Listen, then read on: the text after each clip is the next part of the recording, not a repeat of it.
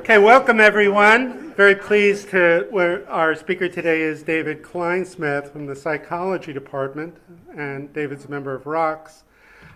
David received his PhD at Rochester in the Department of Brain and Cognitive Sciences, and he was a CV Star Fellow at Princeton Neuroscience Institute. He works on sensation and perception, and he uses behavioral, computational, and neural approaches to understand how sensory systems adapt to structured variability across contexts. And he's interested, but he insists not exclusively, in speech and language. There's also baseball. So. Thanks, Brian. And, I'm really pleased to be here. This is wrapping up my first year as an assistant professor here. So it's been long enough since I've given my job talk that I feel like I can cover a little bit of the same territory and not bore people. And I want to give you, I'm particularly pleased to be here talking to RuCCS because I think that my interests cut a pretty broad swath across the center. I'm interested in, like Brian was saying, computational and behavioral and neural approaches to language and perception and cognition and kind of the interface between all of those. So I guess my goal here is to just give you, for people who don't know my work very well, give you a sense of what I'm about and identify some areas that I think are sort of interesting potential points of collaboration with other people in the center. So, so broadly, I'm interested in perception. And by perception, I mean how the brain makes sense out of the world. Like it makes inferences about facts about the world based on sense data, right? And in particular, I'm interested in the challenges that variability pose. The challenges that variability pose for that kind of inference process, right? And also the opportunities that structure in the variability, especially variability sort of across context. The opportunities that that kind of structure provides for systems that are actually prepared to take advantage of it. And I hope that by the end of the talk, I'll have at least strongly suggested to you that the human brain is exactly one of those systems that is like really eager to pick up on structure and the variability across contexts. Okay, and my approach at a kind of broad level is at the Mars computational level. So I'm interested in the goal of the system and the information that's available in the world to achieve that goal, and sort of what are the in-principle constraints that the combination of these two provide for the success or the sort of behavior of the system. And I think that by looking at those two factors, the goals of the system, information that's available in the world, plus any kind of inductive biases the system might have built into it, we can learn a lot about the sort of broad outlines of how perception and cognition work.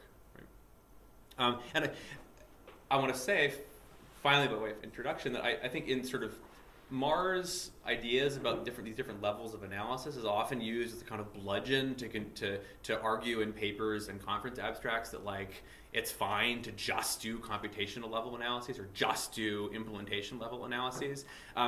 That's, I think, a misreading of Mars' original proposal. So Mars' original proposal was that like good cognitive science integrates across all three of these levels and works at the intersection of these levels. And I strongly subscribe to that. And one of the reasons I love being in a cognitive science center is that there's a lot of opportunities for that kind of interface work between kind of computation, algorithm, and implementation. So keep that in mind as I'm talking. Okay, so right. So I'm talking mostly today about a particular kind of perceptual inference, right? So I'm talking about the particular perceptual task of speech perception, right, which is what you're all doing right now, right? Your eardrums are wiggling in and out as the sound pressure changes very rapidly because of vibrations in the air generated by my voice, right? So it starts with a sound wave, with the wiggling of your eardrum, and ends up with something like, understanding the linguistic intentions of the speaker, right? So that could be the underlying syntactic structure or the sort of discourse purposes that I'm trying to achieve by vibrating my vocal cords and flapping my mouth around, right? And I'm talking mostly, and I work mostly at this particular stage in the speech perception process, which is a level or two of abstraction above just the raw waveform, right? To the point where you've extracted some kind of phonetic cues or sort of useful phonetic dimensions from the signals, like voice onset time or formant frequencies, things like that, right?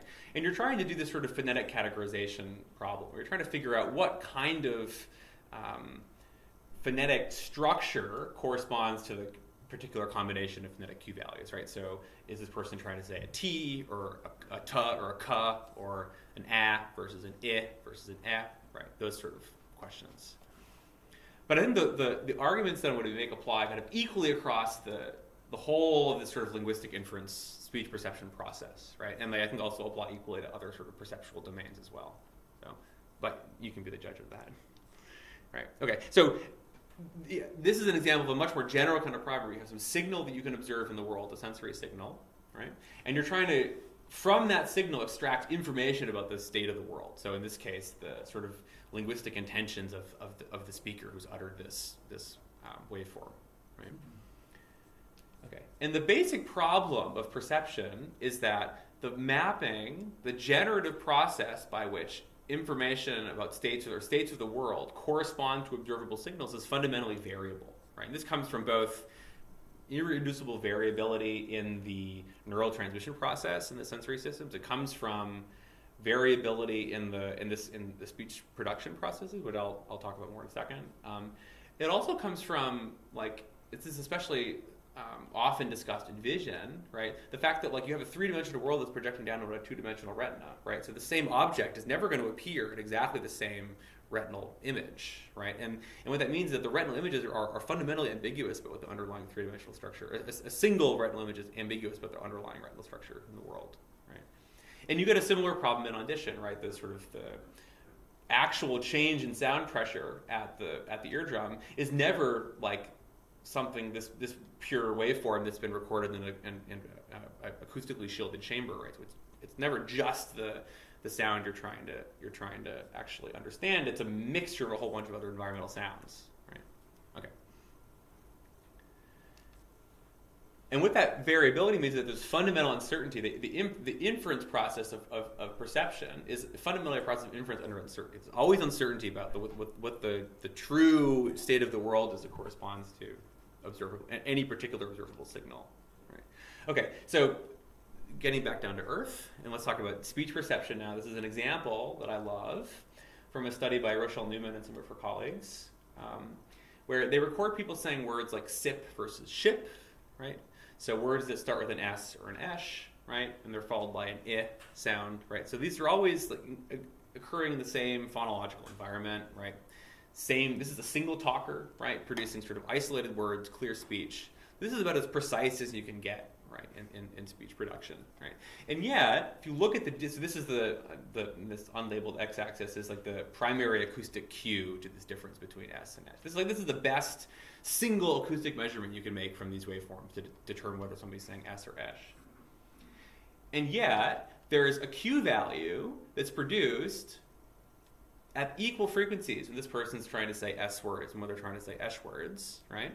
And it's produced a not, trivial number of times. It's like fully something like 8 or 10 repetitions of this particular perfectly ambiguous cue value in this experiment, right? So when you hear somebody saying this with this particular cue value, you're perfectly ambiguous between whether it's an S or an Esh.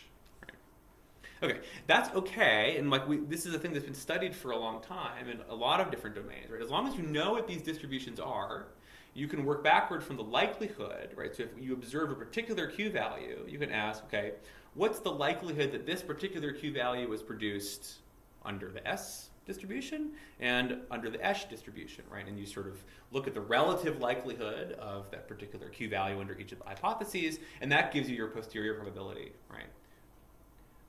And if you look at what this sort of posterior posterior probability of S function looks like as you vary the cue value, you have this like sort of discrete change from like, oh, I hear esh over here to, oh, I hear s up here, right?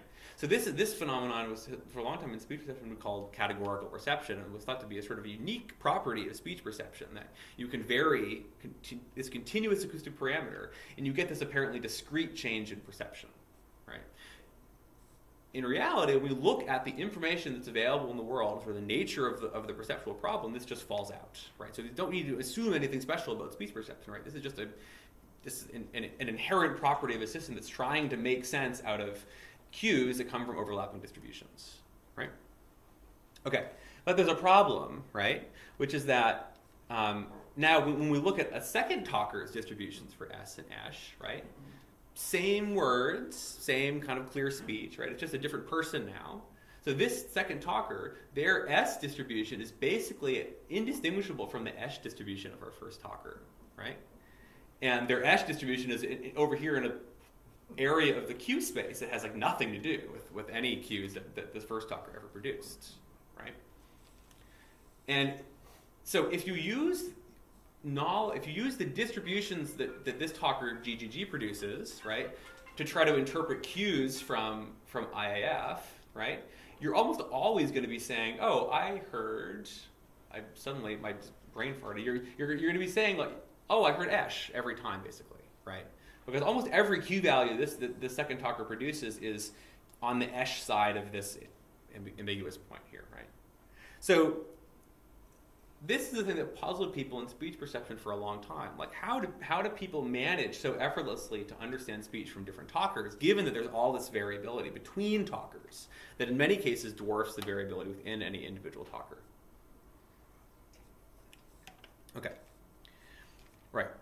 So one clue that kind of started to come out was that in the last 10 or 20 years, there's a lot of work on how people rapidly adapt to unfamiliar talkers, right? So you can expose people to speech from an unfamiliar talker, and even if it's like somebody with a really strong non-native accent, right, you very quickly zero in on the appropriate way to interpret speech from that talker. And even in the case of really strong non-native accents, where comprehension is initially very bad and very slow and very effortful, it just takes a couple of minutes of exposure to these like really kind of worst possible scenario talkers for the comprehension to get much better and much faster.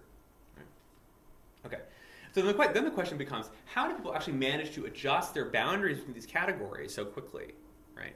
So on the face of it, this is a really difficult problem because you don't always observe a lot of tokens near the boundary, right? And you also don't observe a lot of tokens that are actually labeled in the way that you need, right? Okay, sorry. Yeah. So you're assuming it's adjustment over time? I mean, what if you have two speakers simultaneously? That's a great question. So hold on to that and ask me in like 10 minutes. Yeah. Okay. And so the answer, I think, is distributional learning, right? So adjusting the boundaries is hard, right? Because individual tokens don't carry a lot of information about the boundaries. But individual tokens do carry a lot of information about the underlying distribution that generated them, right? And so to give you a sense of how this works, you can think about distributional learning as this process of trying to reduce prediction error for the data that you've seen, right? And this, in turn, by doing this sort of prediction error reducing learning process, you end up making your predictions better in the future in the same environment, right? And in turn makes the inferences more accurate. Remember that the ability to infer the underlying category depends on your accuracy of your prediction about how likely a particular Q value would be under different possible hypotheses, right? That's the sort of fundamental nature of this sort of inference under uncertainty. Okay, so let's walk through how this works in a couple sort of concrete scenarios, right? So let's say you have, these are your sort of starting beliefs about what you think the B and D distributions look like on some sort of abstract ABA to ADA continuum, right? And you've got a couple tokens that are here in the middle of the continuum, right? But for some reason, you know the person was trying to say B, right? Okay, and so as it stands, these individual tokens have relatively low probability, low likelihood under this B distribution, right? The height of this likelihood curve is pretty low over here. So it means they have a high prediction error, right? So what do you try to do? You try to find some way of reducing the prediction error, right? So one thing you could do is sort of shift over where you think the B distribution is on this ba to da continuum.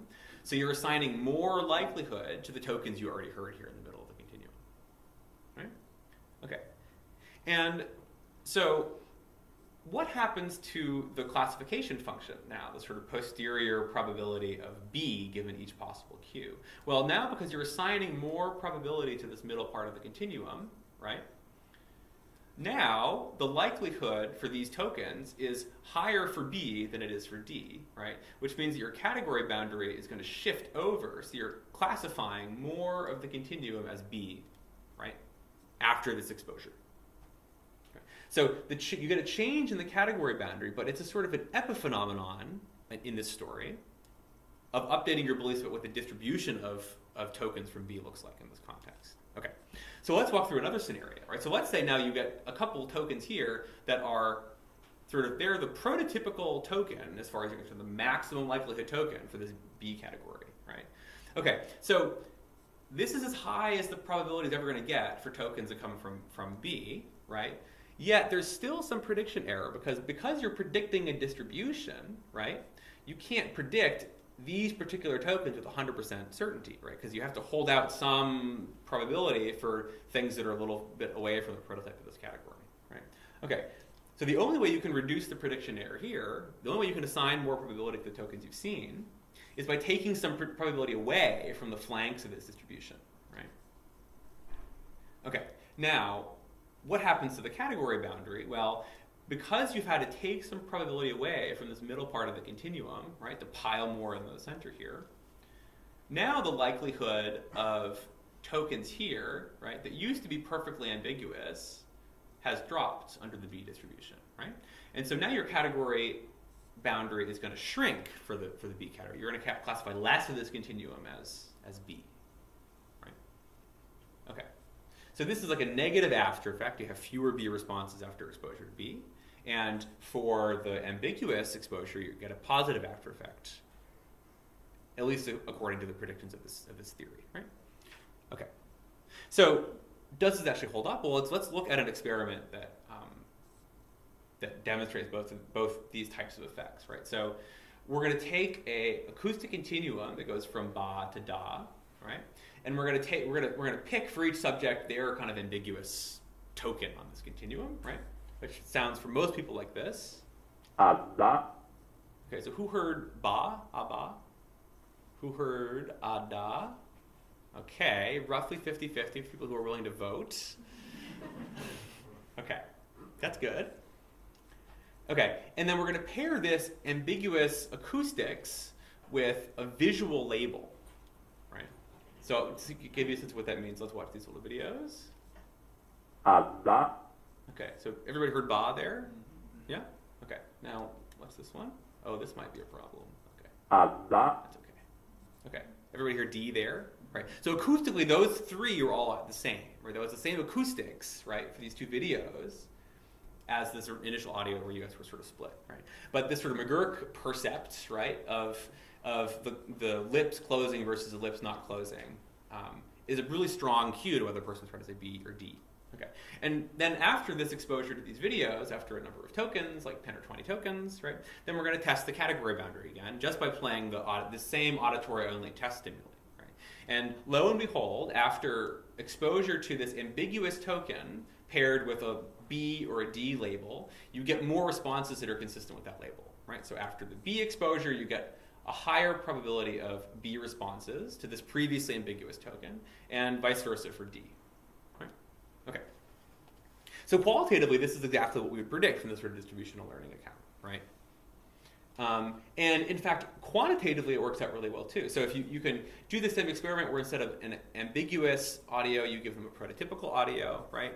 And you get a negative after effect that gets stronger over time, right? So this is like the number of cumulative exposures to that labeled video on the x-axis, and the y-axis is the boundary shift, positive or negative boundary shift. Right. So, and then the sort of noisier looking lines are the actual data, the actual boundary shifts we observe in an experiment. And the smooth lines are predictions of a Bayesian belief update model that implements this distributional learning logic, right? Okay.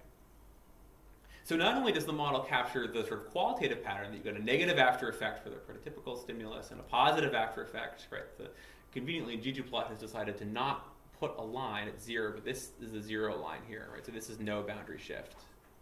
Right? Okay, so there's a positive after effect in the red and a negative after effect in the blue, right? But it also it can capture the particular pattern of buildup of these effects with increasing exposure, right? Which is I think one of the sort of unique features of this model is that it naturally gives you a fairly parametrically constrained family of functions that describe the change in the boundary over time with these sort of exposures, right? So this is not a model that can fit any pattern of data. It's actually fairly constrained. Could you say a little bit more about the method? In other words, how do you go from adaptation to test? How often do you test? Do you Yeah, sure, great, good, okay, yeah, good question. So it's you get the way it goes is you get one audiovisual stimulus, and then you get 6 test trials, right, which are a mix of that perfectly ambiguous boundary point plus its 2 neighbors on it's like a 9-item continuum, right? So you're sort of tested 2 repetitions of each 3 stimuli in the middle of the continuum, right? And then you get another audiovisual exposure, and another 6 tests, and you get 2 more audiovisual exposure, 6 tests, 4 more, 6 tests, right? So you're alternating between increasingly long blocks of exposure, which is why you get 1, 2, 4, 8, 16, right? With interspersed with these sort of short test blocks. So that's what these data are, all within a limited period of time. Exactly, and this is like each subject is a single session in this experiment, because you actually, if you mix sessions, you get these big carryover effects, right? Okay, so somebody walks out, comes back in an hour, is it still there or is it not? That's a fantastic question. It's still there. It's still there. Yeah. It's really good. It's very cool. Yeah. And it's we'll get to why it's cool in a second. Yeah, you're also predicted in a future slide. So you guys you're batting 1,000 here. Okay. Right. So the model even actually captures this sort of effect that was puzzling when it was first published, which is that the positive after effect actually plateaus. So it comes on quickly, right? You can observe like greater than chance changes in the boundary after something like 8 to 16 exposures to this ambiguous stimulus, right? And yet it then plateaus pretty quickly thereafter and doesn't get much stronger. And eventually actually even starts to decay a little bit, right? And the model actually manages to capture this. And the reason it captures it is because once you've piled up all your likelihood on that one point, the only way you can increase the probability is by continuing to shrink it, right? Which then starts to take away probability mass from other stimuli in the area, other middle parts of the continuum here. Right? Yeah. So what happens on the other side? I mean, so the idea here is that when you're training the prototype, this distribution is narrowing. So that should mean that, I mean, naively, right? Yeah. It should mean that now if you place something like to the left of 1 there. That's right. Yeah. So we haven't tested that. I think that I don't have a lot of confidence in the predictions of the model in that sort of scenario for a number of reasons. One is that once you start to sort of go off the left of this continuum, you start having to extrapolate instead of interpolate between 2 good acoustic endpoints, right? And so that might put you outside of the manifold where you can really think about these as sort of Gaussian distributions, right, on a kind of unbounded number line. The other reason is that if your beliefs about the category are sharp enough, right, that you would predict strong effects on the other side, then getting data over there is going to generate a big prediction error that might reset you back to some sort of baseline, right? That might cause some kind of unlearning to happen, right? Because the system might assume that there's actually variability within talkers, right? Or that it sort of like that it had sort of misheard or sort of misinterpreted like the repetition of a particular stimulus as meaningful repetition when it really was not meaningful repetition, right? Is that making any sense? Sure, but it seems to suggest maybe that you'd have a more complex model in that you're actually going to narrow that red distribution as well. Yeah, right. So and that's sort of the other reason why I don't have a lot of confidence in the predictions of this very simple model for these sort of like things that are outside of the range that you're actually exposed to in the experiment, right? Because I think the sort of really and again we'll get to this in in a second, but I think the sort of real predictions of a rational model in this sort of situation are actually sort of more complicated because they have to do with what the system expects about the pattern of variability within and across contexts, right? And so the model does a fairly good job of these like very sort of short, simple, repetitive exposures tested on things that are highly similar to the things you're exposed to, right? But the predictions, my confidence in the predictions of this very simple version of the model break down once you sort of go outside of that regime, right? But yeah. So I'll say one more thing about this, which is that the one situation where you might expect more kind of carryover, or you might have an easier time measuring the kind of carryover of these effects on other sides, is in spaces that are like higher dimensional and sort of more densely populated with categories, right? So actually there's actually sort of a third category on this continuum, which is G, right? So you go ba, da, ga, and it's not a single acoustic continuum, right? The Q differences between da and ga are slightly different from the acoustic differences between ba and da, but you could maybe think of them as the same continuum, right? So one thing we played with at the time and sort of never actually followed up on was adapting the da category and then testing the da, ga, da, ba classification. That might fail, the sort of easy predictions might fail in that case for the same reasons, which is that if you think that your duh category is all the way over here, then you're observing things that are sort of not that far from duh, but sort of halfway between what you would have thought was duh and ga, then that might cause some sort of reset of learning too. So, but vowels are the other obvious thing, because that space is much more densely populated with categories, and it's a two-dimensional or 2+ dimensional space. So that's actually what we're working on at the moment. So. Okay, good questions. Okay, so distributional learning, I think, provides a fairly good account of these sort of rapid adaptation phenomena, at least as I've described them here, this sort of psychophysically flavored phenomena, right? But the thing I want to think about now is like, what is distributional learning, right?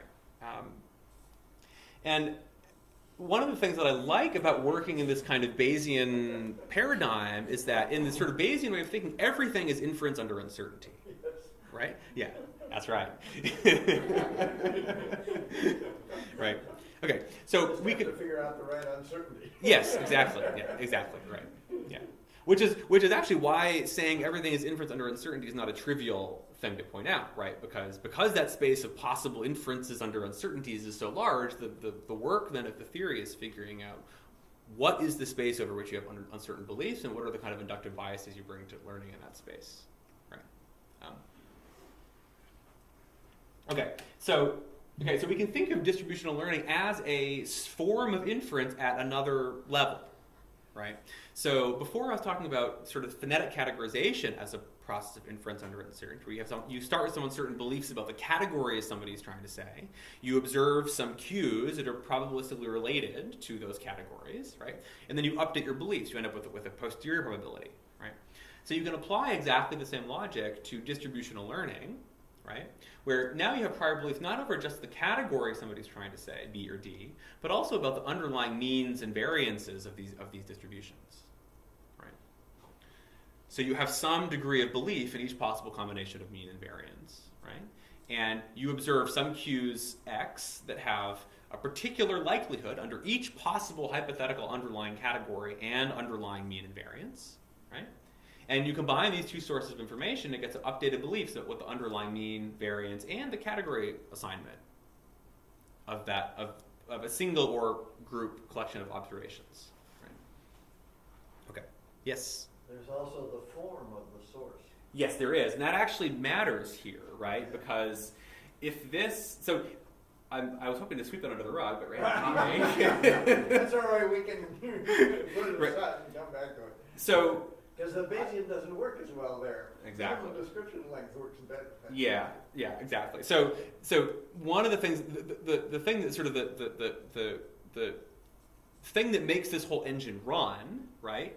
Makes the whole machine run is that you have a relatively small parameter space you're searching over, right? That you can. I've tried to smuggle in this very strong assumption that you can describe these distributions with a small number of parameters. And that's actually that's an important stuff. That's something we come back and talk about at the end. I think that's one of the sort of That's, to me, less of a problem in this particular case, but in the sort of other higher level sorts of inferences I'm talking about later, that it's a big problem, right? The kind of form of the uncertainty that you assume that you have. Right? Okay, so one of the things that's really important here, right, is your prior beliefs about what a plausible range of means and variances are for each possible category that you have, right? And I want to think now, I want to pivot to thinking about what is the source of that prior information, right? It doesn't come from God, right? Because it depends on the categories in your language, right?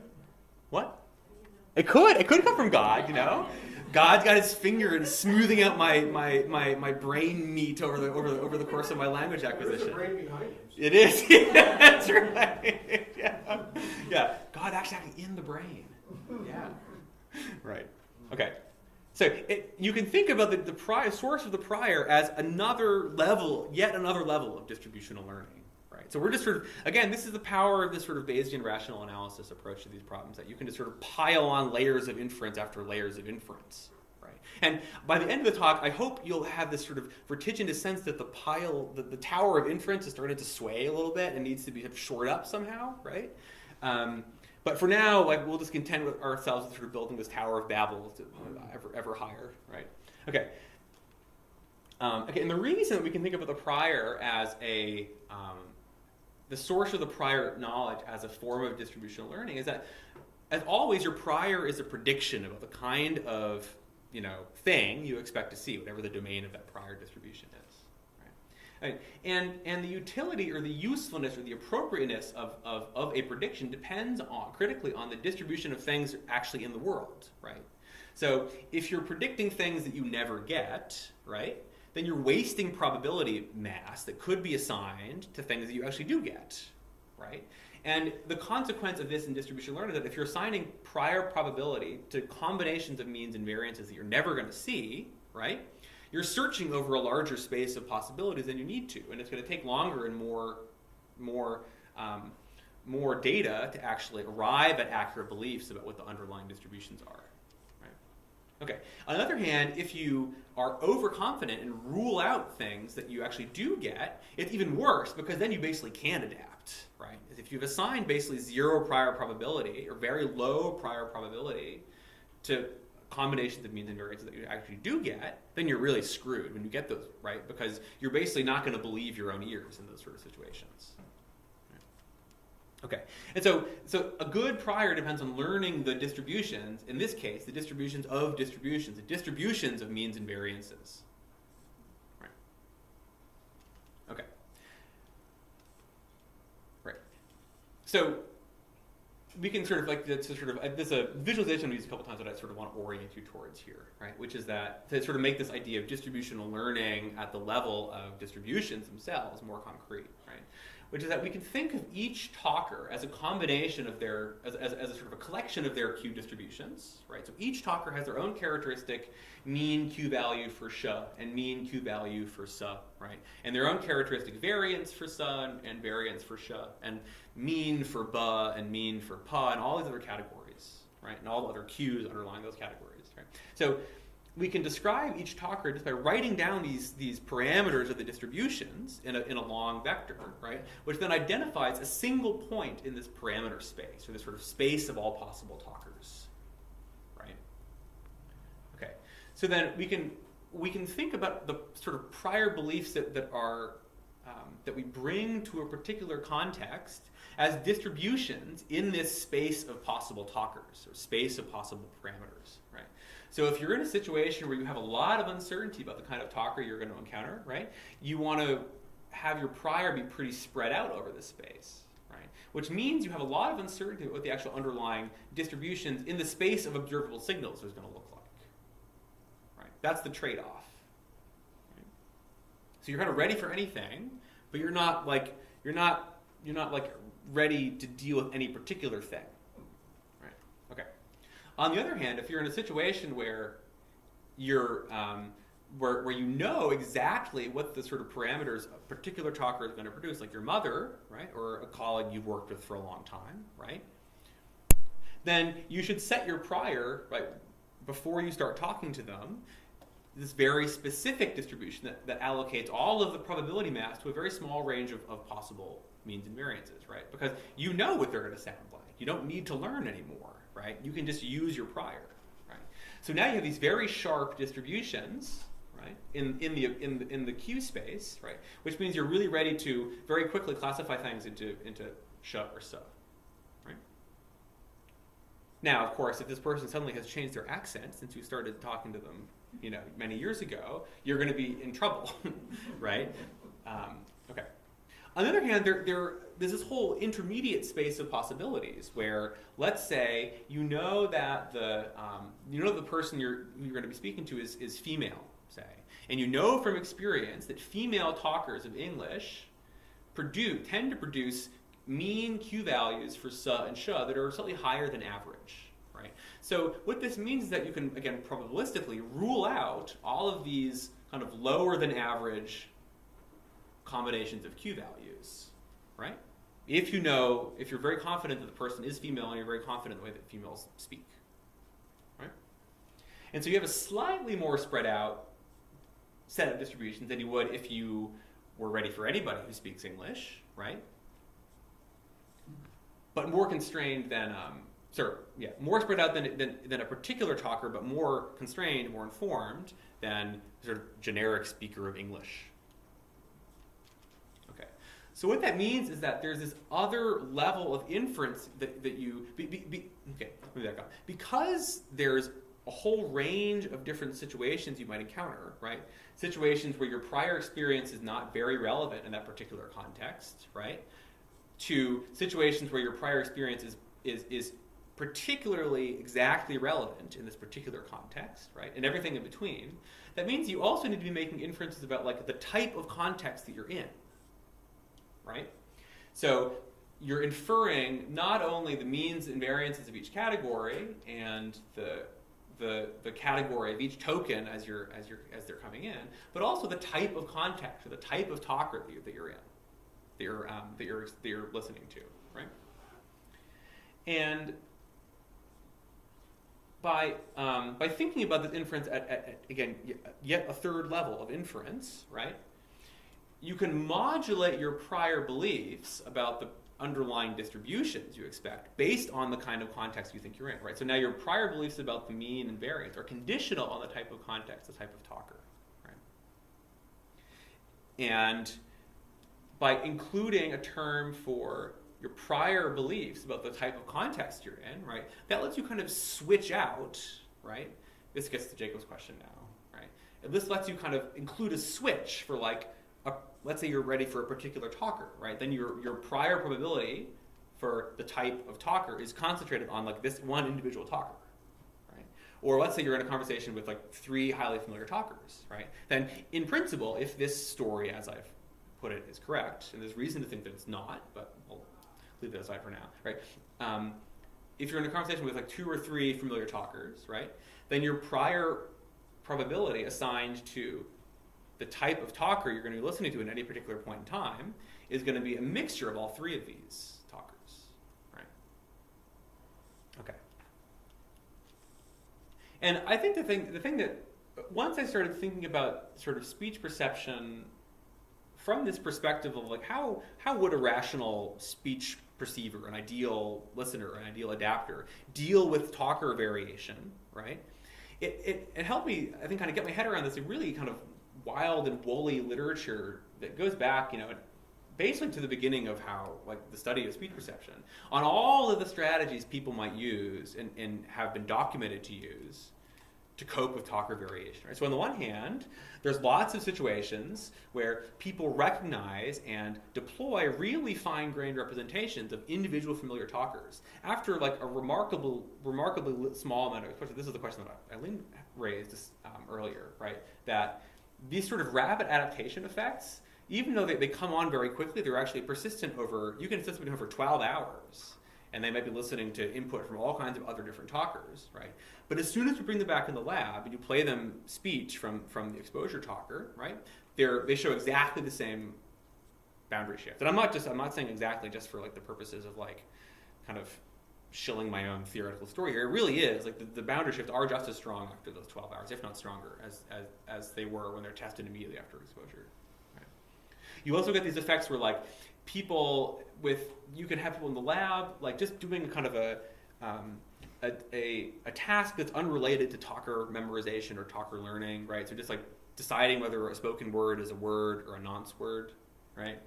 And then bring them back like literally months later and have them do like the same task, and they're like their perception is more robust to speech and noise, and their reaction times are faster and they're more accurate for talkers they listened to 6 months ago in the context of this experiment. And it doesn't even have to be the same words they were listening to previously, right? It generalizes all speech from this talker, and then the effects are subtle, but they're definitely there, right? Okay, yeah, Karen.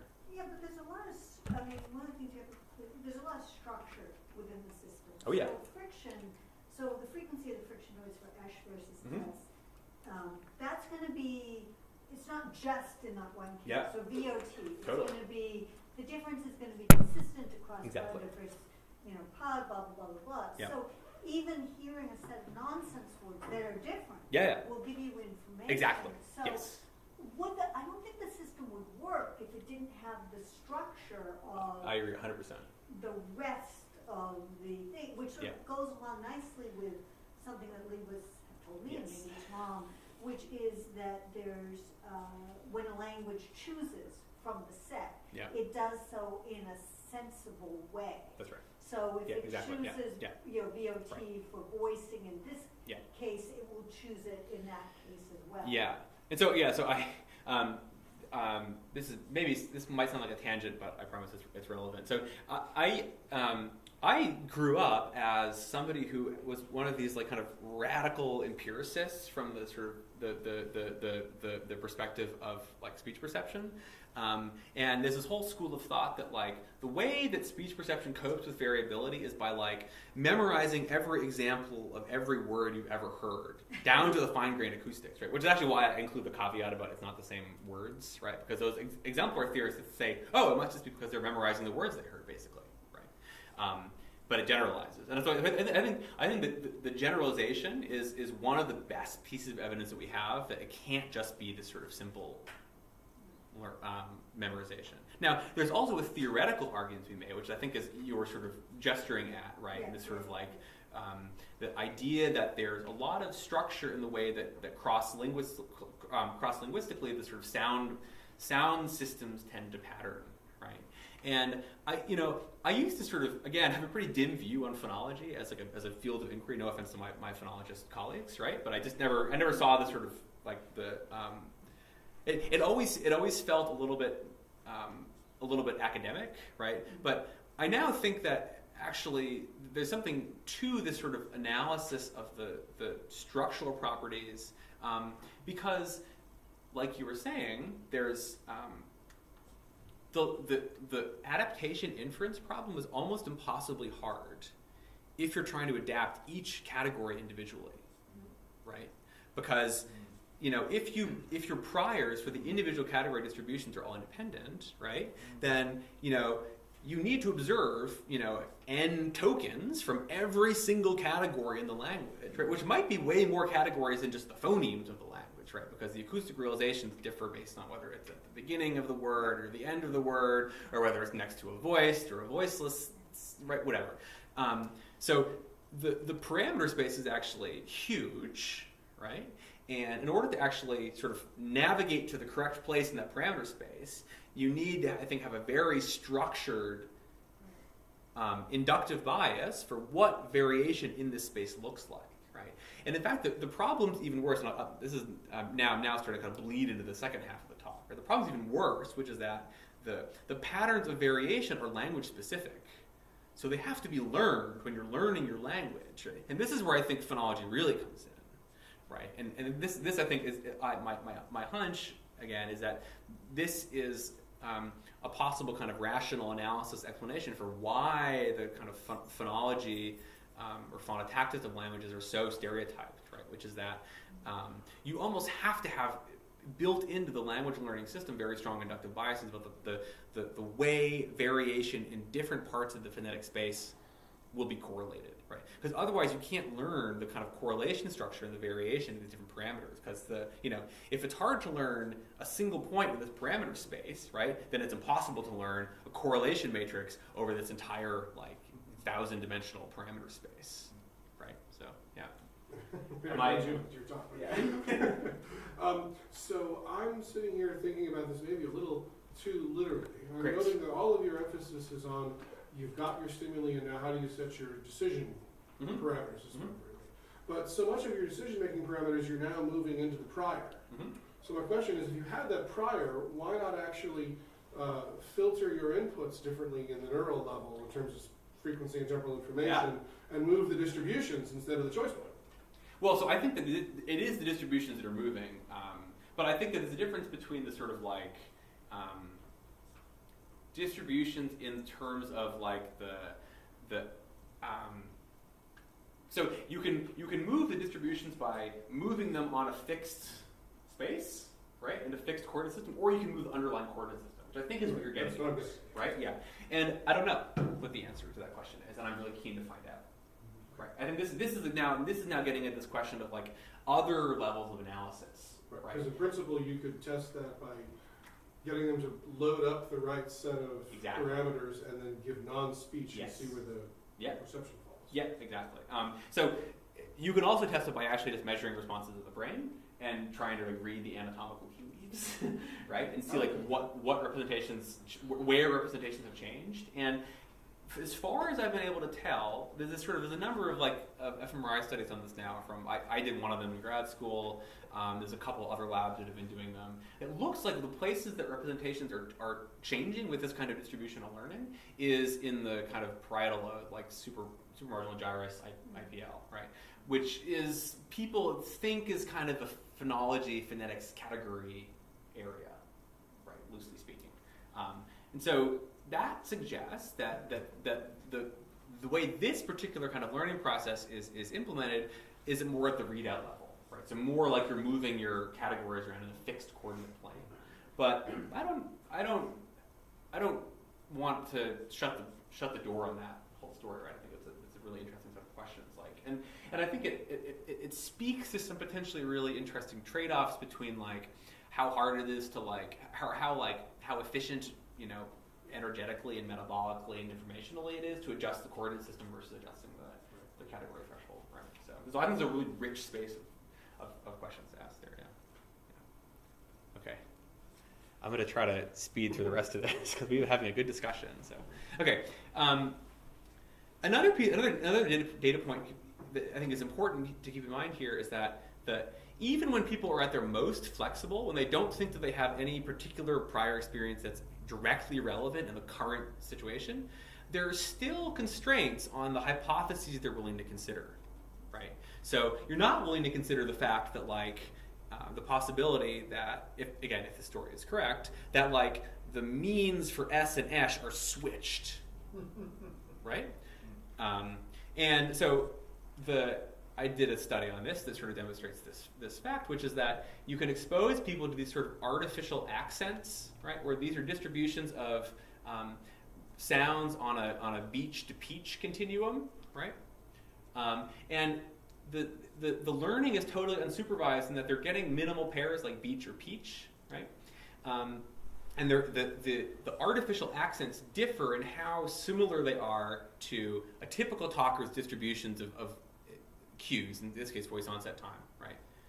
So you have some unlucky subjects get this distribution where the VOTs are shifted so high in the continuum that the B cluster, that the implicit B cluster is way far away from what the actual B distribution of any sane, sensible talker of English would produce, right? On the other hand, you get some subjects who are in these conditions, right, where the distributions are very similar. And so what we can do is we can look at the predicted classification functions if they've fully learned each of these distributions, right, versus the ideal classification function for the typical talker, right? And then we can measure people's categorization functions. So we have something like 30 or 40 subjects in each of these cells, right? And you see that the categorization functions they actually produce, they actually use, are in between what the typical talker would produce and the sort of full learning endpoint, right?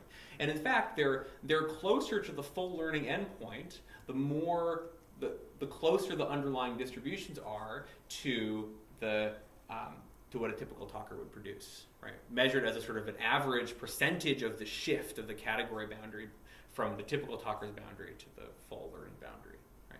So this suggests that people's ability to learn these distributions is constrained by how similar they are or where they fall in the sort of range of typical variation across talkers. And the other thing is that you might think that, okay, maybe in this situation what's going wrong is that like they just think all of these are P's, right? And actually, if you tell them on half the trials, this is a B, this is a P, it doesn't change learning at all. Right? Okay. Okay, so now this is supposed to be the second half of my talk, and I have 10 minutes left. So, I want to think now about now that the tower is really starting to teeter. We've built up too many like layers of inference, right? And so I want to think about in a general setting, what counts as a new context, or what counts as a different context, right? So I've been sort of tacitly assuming all along in talking about speech that the talker is the context, right? But that doesn't have to be true, right? Like, it's in principle possible that like every time I open my mouth, a different accent's got to come out, right? And like that's not the way the world works, but it's logically possible, right? It's also possible that like I will drift radically in the fundamental frequency of my voice as I'm speaking, right? And like the volume and the my vocal tract length might change. Like these are all things that are logically possible. It would really yield very different patterns of variability, right? And it gets even worse when you get sort of outside of the context of speech, where like there's other reasons to think that like a talker is a meaningful context for speech perception, because like they're also meaningful context for social interaction, right? And so to the extent that you can identify unique characteristics of individual people's speech, that aids in identifying individual talkers, right? And sort of functioning more fluently in the social world, right? But what about like, spatial memory or foraging or all these other behaviors that we engage in where things are changing from one context to the next, right? How do you actually figure out what is a context and what isn't? What is a change in context and what isn't, right? So you might think that, I'm just going to say distributional learning again, right?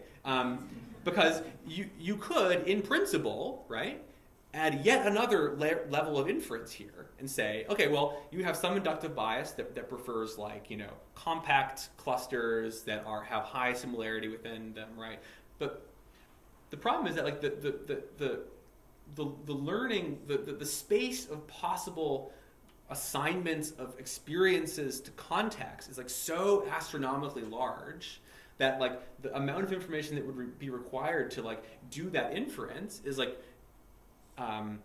really high unless you have very strong inductive biases, right? So now we've kind of run off the edge where like a pure, just sort of like, slamming your fist on the table and shouting distributional learning over and over and over again sort of has reached the end, I think, of its usefulness, right? Okay, and so now the sort of the computational level game, the rational analysis game, turns to thinking more about the question that Randy was asking earlier, like what is the space of possibilities that the system considers for assigning experiences to context, right? What are the inductive biases that the system brings, right, to doing this inference problem, right? And how do those inductive biases relate either in experience, development, evolution to the structure of variability across context in the actual world, right? And my hunch is that there's going to be substantially different patterns of contextual variability in different domains, and that might lead to very different inductive biases about how things are assigned to context in different domains, even though this problem of like structured variability across context is, I think, universal to sort of perception and cognition in the world, right? Okay.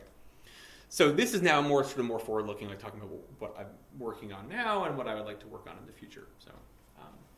So one project is looking at the ways that people are sort of like looking for and finding changes in context, even when those changes in context aren't explicitly cued.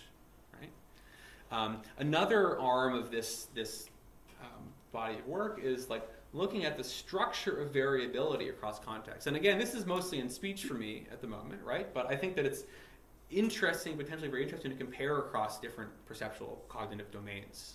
Right? And also the sort of other auxiliary arm of the second part is like, what do people know about that structure? Like, what have they actually extracted from their experience about the structure of that variability? Right? Okay, so I'll try to move quickly through this stuff. Okay, so this the first thing I want to talk about is using spatial recall, like spatial memory, as a kind of model organism for investigating the ability of people to find and take advantage of implicit changes in context in their environment. Right? And so we know that people take advantage of statistical contingencies in the world to enhance their memory. Right? So this is the whole like chunking enhances memory. Right? Humans are really good at finding these sort of coherent units in the world and remembering the unit, even when they don't remember the individual items, even when they couldn't remember the individual items in the unit. Right? With the same level of fidelity. Right? Okay. So one of the things that this literature has sort of neglected is that the sort of statistical contingencies themselves might change from one context to the next, right? And so the task that this is collaborative work with Kleinschmidt Hemmer and some of her students. So we're looking at using spatial recall tasks with like multiple uncued changes in the spatial cluster that the locations to be recalled are drawn from, right? Okay, let's see if this. Oh God. Okay, sorry, this video is a disaster, so you can't actually see. But so what this video is showing is that in this task, right, people see a location in the circle. There's a mask, like black and white, random noise dots, right? Or a full mask. Then they have to immediately recall where the location of the dot that they last saw was. And so what this animation is supposed to be showing is that the dots aren't appearing totally at random in this circular arena, right? Here, this is better. Okay, they're appearing in these clusters, right? And so here this side shows the dots colored by block, and sort of the dim lines show like the transition from this cluster. So they see a bunch of dots in this cluster, one after the other. And then the next couple trials are drawn from this cluster, so they see 3 dots over here, right?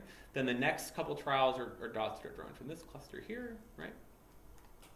And so the question is, will people's recall be biased by this cluster structure, right? So will the recall locations be more similar to other dots in the same cluster than they are similar to, say, like the center of the arena, which is sort of the centroid of all the locations they've studied, or the average radius that dots have been on average encountered from the distance of this, which are hypotheses about the sort of biases people might use in recall in these sort of situations.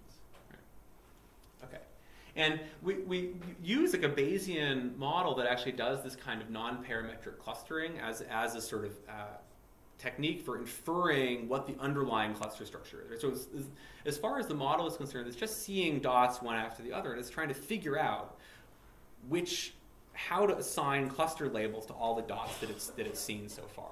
Right?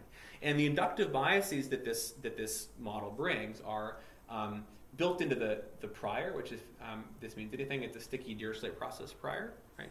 And what that means is that it prefers cluster assignments where there's mostly transitioning within the same cluster instead of jumping from one cluster to another.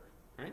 And it also prefers cluster assignments that have a small number of clusters, right? So there's a bias towards simplicity, right, to a smaller number of clusters, and a bias towards like kind of temporal coherence of the clusters. So you're not jumping back and forth between clusters many times. Okay, and then there's a likelihood term that sort of prefers to clusters like spatially close dots together, right? And so you can, against the sort of prior biases of the model, you can infer a new cluster if you get a dot that's far away from what you think the current cluster is. And this is implemented using a kind of an online sequential Monte Carlo particle filter algorithm. Right? So this is done like in a way that's like remotely psychologically plausible. Right? Doesn't require having all the data all at once and doing multiple sweeps over the data, which is the sort of like standard algorithmic assumption that these sort of non-parametric clustering algorithms typically make. Okay. And then the model of recall is that it's a sort of a Bayesian Q combination where you have some uncertain beliefs associated with the particular restudied location, which is just a normal distribution centered to that location, plus the cluster distribution itself. And you combine those to get the recall location. Okay. So this is just to show that the model actually does recover the underlying cluster structure pretty well. And so these are the actual clusters. This is like the cluster assignment similarity matrix, right?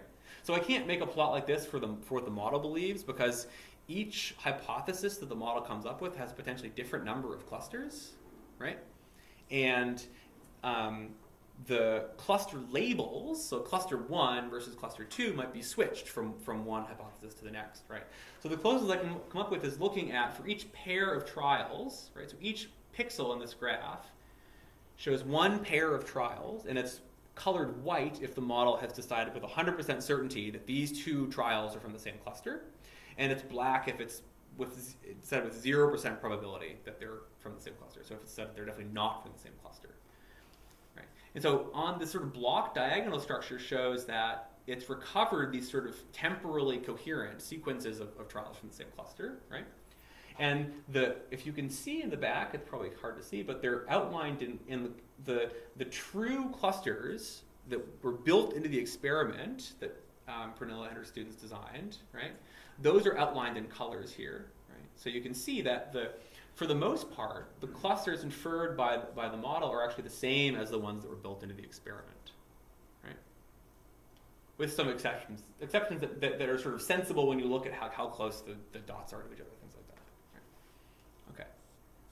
So the model at this sort of level of figuring out the clusters works pretty well, right? So does it explain behavior, right? So now let's look at so this is one subject's worth of data, and the arrows are going from the studied to the recalled location. Right? The gray arrows are the subject's actual data, and the blue arrows are the predictions of the model. Right? And so, you can see that sort of modulo some madness on the part of this subject. So they studied a location over here, then they were called all over here, so who knows what was going on there. Modulo that, the arrows for the most part are at least pointing in the same direction, right? Even if sometimes the magnitude of the misremembering is off, right? And so we can quantify this by looking at the cosine of the angle between each pair of gray and blue arrows, right? So we're looking at the cosine similarity of the predicted and the actual recall deviation, so the errors in recall, right? Okay, and if we plot this is now on the y-axis, sort of goodness of fit metric, over a range of different parameter values for the model, right? So on the x-axis, it's showing how eager the model is to create new clusters, right? Which in Dirichlet process parlance, that's the concentration parameter, right? So in this parameter is very high. It assigns a high probability to creating a new cluster on every token, right? And it's low. It takes a really large hit in terms of likelihood to create a new cluster, right? Okay, and then the individual colored traces here are showing different levels of the stickiness parameters, like how strong the bias is to prefer transitions within the same cluster versus transitions between clusters, regardless if it's a new or an old cluster. Okay. And so the model actually does pretty well compared to, it does quite well compared to the cosine similarity for these two kind of baseline models, like always biasing towards the center of the arena and always biasing towards the average radius, right? So for all parameter values that we examined, the model's goodness of fit is above those baselines, right? The model's also doing better actually for many parameter settings than a model that actually uses the true clusters, right? That surprised me because I don't know why it surprised me, because of course people don't know the true clusters, right? But I think it's sort of nice to see that this model is doing a better job of describing people's behavior than the model that actually uses the kind of unrealistic oracle about what the actual underlying cluster structure is, right? Okay, so the conclusion here is that people act a lot like they're looking for changes in context even when they're not cued, right? Even when there's no reason for them to think that they need to be looking for changes in context, right? As far as I know, all they're doing in this task is spatial recall, right? Okay. And then they actually and more specifically they're using the sort of context specific statistics to guide their recall. This per se is not really new knowledge, but in combination with the sort of detecting and inferring uncued changes in context, I think it's actually interesting. Okay. I think in the interest of time, I'm not going to go into great depth about this last little part here. I have maybe 10 more slides, but so I'll give a really brief version. I can't help myself. I'm sorry. Okay. So the other set of questions I'm interested in at the moment is like, what is the structure of variability across contexts that actually exists in the world, right? So the sort of baseline question is like, how much talker variability is there? This is the thing that actually has received surprisingly little attention, despite the fact that talker variability has been one of the sort of like going concerns in speech perception research for the last 50 years. There's very little quantitative evidence about the level of talker variability across different parts of the phonetic space and cross-linguistically, and very few kind of general purpose techniques for evaluating this. Okay. Does it differ by phonetic class? Does it differ cross-linguistically? I haven't looked at that yet, but that's on the list, right? Importantly, this is now getting more to the sort of structure question, do socio-indexical variables like the age, gender, race, like regional dialect of a talker predict the variant they're going to use, right? How can we sort of get quantifiable answers of all these questions that we can sort of apply automatically in large corpora of speech that we now have available, right? Okay. So here's how we do it, right? So we have a corpus that has a bunch of, in this case, voice onset time annotations for pronunciations of pa, right? And each of these little tick marks here is a single VOT for a single word, right, from this corpus. Okay, and we can look at the overall distribution in black, and we can look at the distribution of tokens from a single talker in red, right? Okay, and these distributions look quite similar to each other, right? And we can quantify the similarity using a metric called KL divergence, right, which is an information theoretic metric that sort of corresponds to a measure of like how much less efficient would a representation that assumes this black distribution be at representing data that actually comes from the red distribution. By black, right? Yes. Oh. Yeah. KL, sorry. I'm sorry? KL. Yeah, Yeah. That's right, yes. I'm glad that you could infer what I was talking about just based on my very high-level description of the... Yeah. Okay. All right. So we can look at the distributions from each talker in this corpus, right, and calculate the KL divergence between from the marginal distribution of all the tokens from all the talkers to the talker-specific distributions as a measure of like the level of talker variability, right? Because if all the talkers are exactly the same, then all of these individual distributions are going to be exactly the same as a marginal distribution, modulo sort of measurement error. Right? Okay. So there's some talker variability here, but not a lot.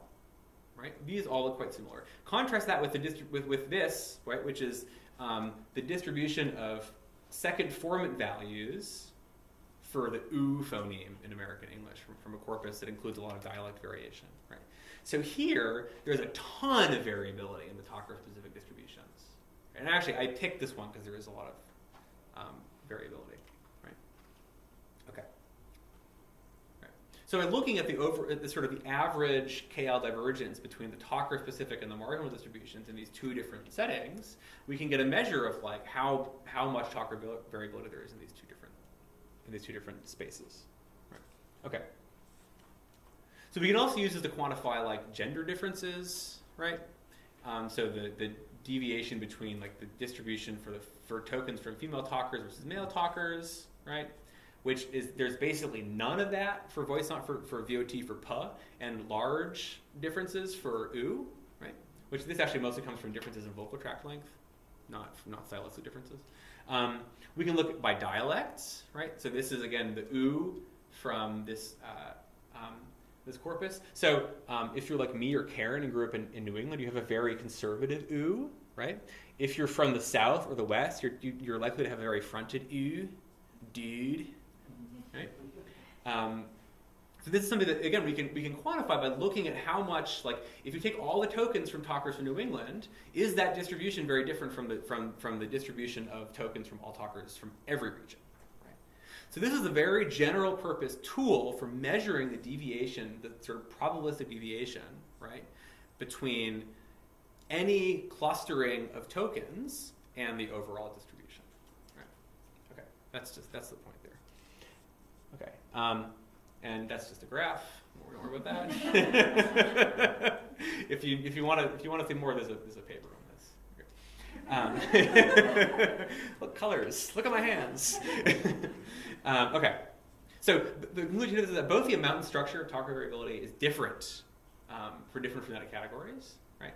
And this may explain differences in literature that we've observed between the rate of adaptation for different phonetic contrasts. So ba, pa adapts more slowly. You need more observations to get the same shift in boundary, right? Than sa, sha does, or e, u. Right? And also the willingness to generalize from talkers of, say, one gender to another gender, right? So if there's a lot of, if the level of gender-specific variability is high, right, then you would expect that what you learn about talkers of one gender is not going to be particularly informative about talkers of another gender, right? So that might explain, again, there are some differences in the literature between people's willingness to generalize, say, exposure to a male talker's S and classification of a female talker's SS continuum. Okay. I think I'm just going to leave these here and leave it at that and take more questions if people have patience. So, thanks. You want to build your own question? Yeah. Check it. So this is a follow-up on the answer you gave to Karen's Yeah. question before about changes in context. So, I mean, I had a broad set of questions about that, but let me just crystallize it to one experimental question. So, has anybody done the following experiment? So, if you know, I don't know the details here, but let's say there's in English a larger voice that's a time for ba than da, or they say backwards. Yes, vice versa. For pa is longer than ba. Okay, so two phonemes. Yeah. If you now hear a new speaker and you hear their distribution for one of them, does somebody immediately infer the other one? That's a great question. That's something I don't think people have looked at all that much. But so we know empirically that there is correlation, which is what Karen was saying, right? Yeah. And so you'd expect that people would make that inference. Yeah, but I don't know if people anybody's tested It that. seems like a critical experiment because then you have an instantaneous change in their decision bound. Yeah. Without So this is something that we're also the other place where you'd expect these sort of effects is in these vowel space. So I didn't talk about this, but there are overall shifts in all of the categories in the vowel space together that are basically driven by differences in vocal tract length. Right. So if your vocal tract is longer, the resonant frequencies are all lower, right? And so the cues to vowel identity are all going to be relatively higher or lower, right? And so you'd expect similar sort of one-shot generalization in that space too. And that's actually something. Applies very general. That's what Karen was saying. Yes, exactly. Right. But I mean, it does suggest that there's a problem in the distributional learning formalism that you said, because you're treating the parameters as independent. Exactly. Yeah. And if that's true, they're really not. Yeah, exactly. And that's exactly. So there's this work in the vowel perception literature on exactly this question, right? About how do there's sort of two traditions of work in how people deal with talker variability, especially in vowels, right? One tradition is there's sort of pre-linguistic auditory normalization processes that happen, right? That remove a lot of this correlated variability, right? That's what John was saying. Yeah. Yes, exactly. Yeah. And on the other tradition, there's this sort of people who are interested in sort of more interesting sociolinguistic variation, right? That can't be captured by this sort of pre-linguistic auditory normalization because it's like dialect specific, things like that, right? And so that tradition holds that there's more learning that happens, right? So I come out of the learning tradition, right? But I think that actually like you can incorporate both of these sort of perspectives into a single model, right? Because the overall shift in the overall kind of pre-linguistic auditory shifts in the space, you can think of that as another parameter in the generative model, right? So you can think about the sort of the space in which the learning happens is a normalized space, right? And the parameters that describe how to get from the raw Q values to the normalized Q values is another part of the generative model, right? So you can do joint inference on all of those all at the same time, right? So that's actually that was the genesis of the project that we're working on now, looking at vowel perception, right? Sort of do computational modeling to show that this model actually works and is more efficient than other models that have been proposed for how to because the other advantage of doing this is it allows information to flow both directions, right? So like, on the one hand, it's the literature has largely held that what you need to do first is normalization, and then you can do vowel classification, or then you can do vowel adaptation, right? But if you do both of them simultaneously, then like, let's say you get a single token of E, right? And if you know that it's E, that allows you, and you know where E sits in this normalized space, that gives you a lot of information about the normalization parameters, right? And sort of traditional vowel normalization models don't take that into account at all. So, I mean, that's what you said about it being language specific. So if you've learned like 45 phoneme classes of English, there's some small number of parameters about how they vary from each other. Exactly. So then that capture most of the variation. Yeah, right. That's so right. you could almost write a theorem, like how many examples do you need before Yeah. you could recalibrate the entire space of development. And so one of the things that I'm increasingly interested in is looking at how those parameters work cross-linguistically, right? Because that to me is a kind of a strong candidate for an inductive bias that the sort of our genetic endowment for language might include, right? And sort of our phonology module might include that, right? Yeah. And maybe that's why after adolescence you can almost never manage the phonology perfectly. Yeah, I mean, right? Maybe. Yeah. Yeah, Mark.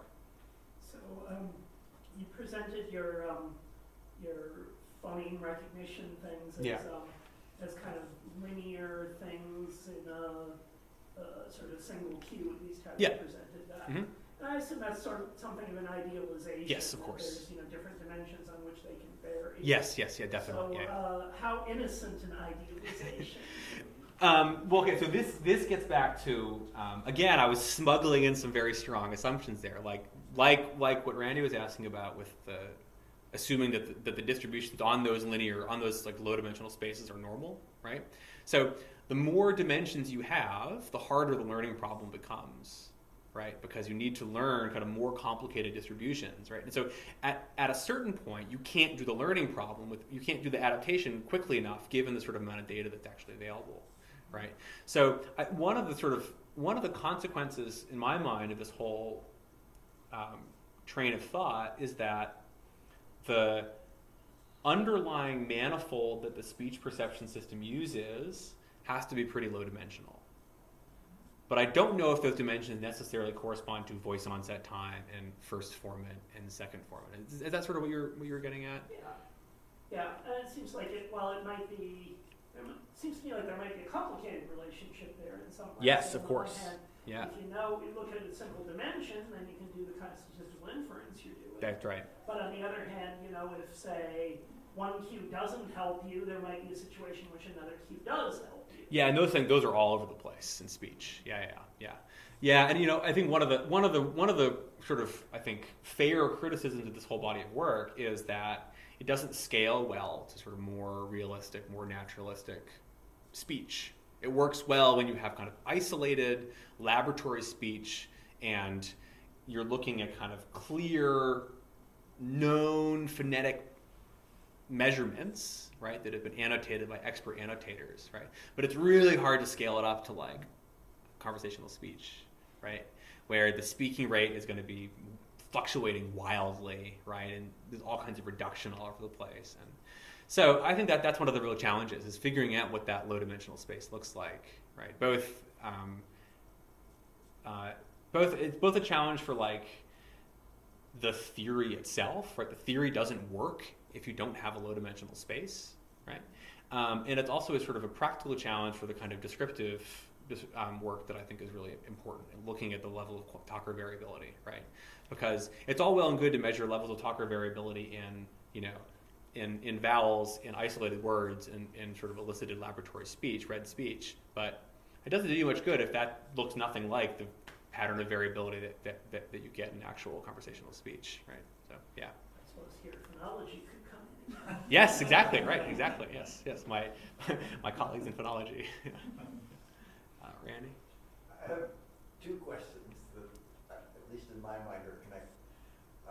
One, on the surface, is very much an implementation question. So you mentioned a particle filter as and a property of the particle filter is it updates after every input. That's right. And then you notice I have a bunch of these data that in the problems I work on, it looks like you get stepwise updates. It looks much more like you go on under the old scheme until you have strong evidence that the old scheme isn't working for you. At which point you already have parameter estimates for the new scheme and you make a stepwise transition. Right. Okay, yeah, so your methods allow you yes, to, yeah. So the particle filter I'm using is the latent space is not, so particle filters are their whole own family of techniques, right? So the sort of particle filter I'm working with is one where each particle, the hypothesis that it contains, is a hypothetical clustering of the previous token. So it'll consider multiple clusterings in parallel. So it's capable of doing exactly this kind of process that you're talking about. Right? Whether it actually does in my simulations, I'm not sure. Right? But in principle, it's possible to, in one particle, right, posit that a cluster has changed while the majority of the particles continue under the old clustering, right? And until at some point that first particle gains enough weight to sort of take over the population. Yeah. So the second question, seemingly at a very different level, but it goes back to the inference system. So you're using the Bayesian framework. Yep. Tower of Bayes. God's gift to modern psychology.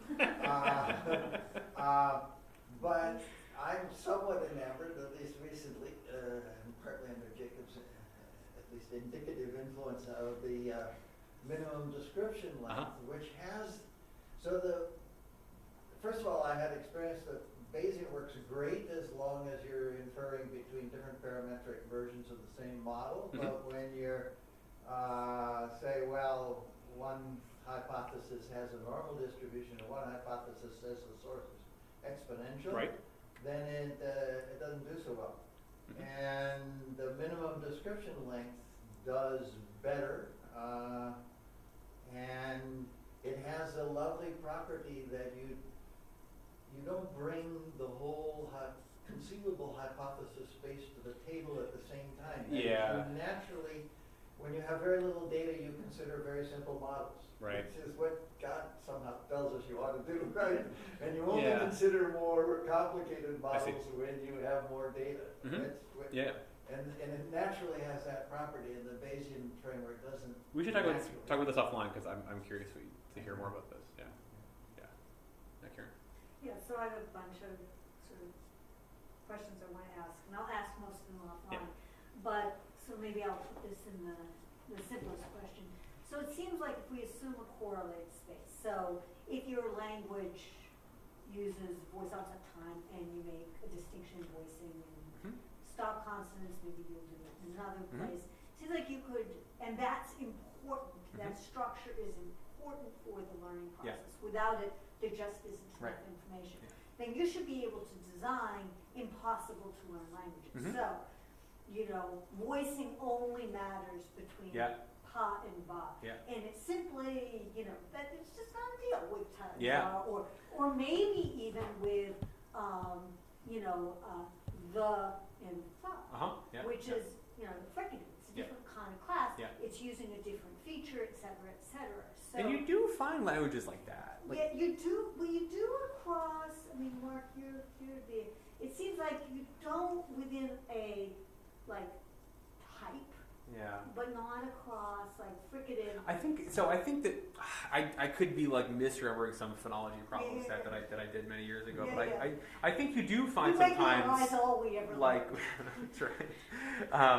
I think it's I think you do occasionally find, at least like with fricatives. With fricatives, right. You might. You do with fricatives. And I vaguely remember like a language that has like a voicing contrast for some stops but not others, but I could be totally misremembering that. But yeah. So that was my first little question. So you could have a prediction about impossible languages, more difficult languages, less correlation within the system. Yeah. My other question is sort of just, do you know, is it the case that there's more variability with respect to dimensions that involve, say, frequency than those that are with respect to time? I know, this is this thing that I wish I knew and I don't. Duration, or something like that, where maybe there's actually, in real life, you're going to come across more variability with respect to frequency-related things for anatomical reasons or whatever. Also, just the prosodic concepts. So I think that's definitely true. That the things that involve resonant frequencies of the entire vocal tract, there are more variation, but it's also totally stereotyped, right? Because it's driven by the resonant frequencies. But the thing is, you look at fricatives. There's a lot of variation across people in fricatives, and a lot of it mirrors the kind of vocal tract length variation, but it has nothing to do physiologically with vocal tract length, right? I can produce every single, the whole range of Q values that other male or female speakers are producing for S and Esh, right? It's almost a completely stylistic choice about how you choose to do it, right? So this is one of the things that I think is sort of an interesting kind of slight misalignment between the sort of like the story I was telling about like phonology and sort of built-in inductive biases about like the structure variability across talkers like coming from your phonology, right? Because there are these things that are correlated with each other, but don't have to be in principle from the production, right? And seem to be mostly sort of sociolinguistically driven. Right, and we know we're sort of socially malleable. Like you look at there's a lot of really interesting studies on how gay men produce fricatives, right? And they tend to produce more female-like Q values for these fricatives, right? Even though their vocal tracts are just totally indistinguishable from straight men, right? And people change this as a function of their sort of social context, right? And when they're adopting different registers or guises, right? So I think this sort of like that's a whole like set of sort of really tricky questions about Okay, I think maybe we should wrap up. Thank you.